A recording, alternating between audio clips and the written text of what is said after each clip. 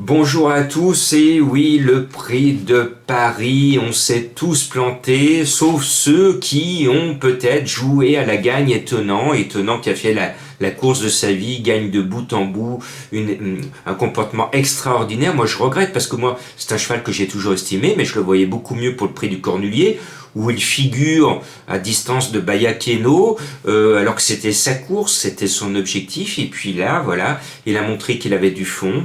Et il a fait un truc de ouf, parce que gagner le prix de Paris de bout en bout, chapeau. Voilà. Quand je disais à ceux qui me suivent, mes abonnés, au moment de ma dernière minute, je disais, les turfistes, ils sont fous d'écraser Bazir à 2 contre 1. Et voilà, Bazir a fait, comme malheureusement il a la bonne habitude, dans les quintés, quand il est écrasé d'argent, il est distancé. Bon, voilà.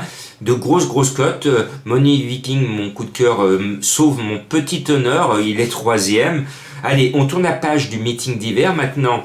Ce sont les grandes épreuves en obstacle avec Auteuil qui réouvre ses grilles du côté du Bois de Boulogne. Et puis bientôt, on aura Longchamp, Chantilly, enfin les belles courses de plat.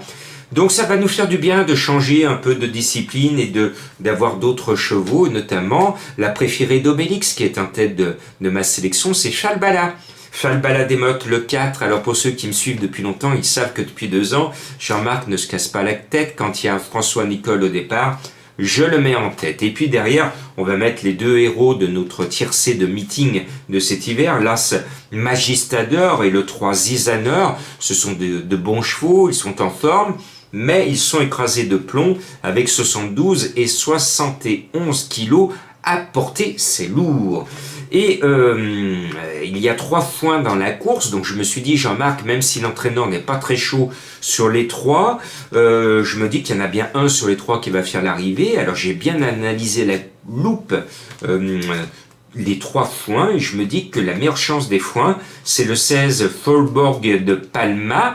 Elle va peut-être avoir la palme tout à l'heure, mais je ne serais pas surpris que malgré le pessimisme de son entraîneur, l'un des 3 figure à l'arrivée du quintet. Et puis il y a mon coup de cœur, mes coups de cœur sont en forme à l'arrivée samedi, dimanche, on va essayer de le mettre dans le quintet de ce lundi, c'est le 15 My Boy, c'est un cheval qui a démontré sa qualité depuis longtemps dans les gros quintets parisiens. À ce poids-là, je trouve que le handicapeur lui donne la course, donc j'en fais mon coup de cœur, parce qu'il devrait se retrouver, à mon sens, assez facilement dans les 5. Et puis je vois que mes confrères s'affolent, beaucoup le mettent même carrément en tête, c'est le 10 Folly Foot. Alors est-ce qu'il va aller droit au but? Oui, c'est certain, cette année, parce que c'est un cheval estimé, qui a de la qualité, mais il fait quand même une grosse rentrée, il tombe sur des chevaux qui ont fait les meetings de Cannes ou de Pau.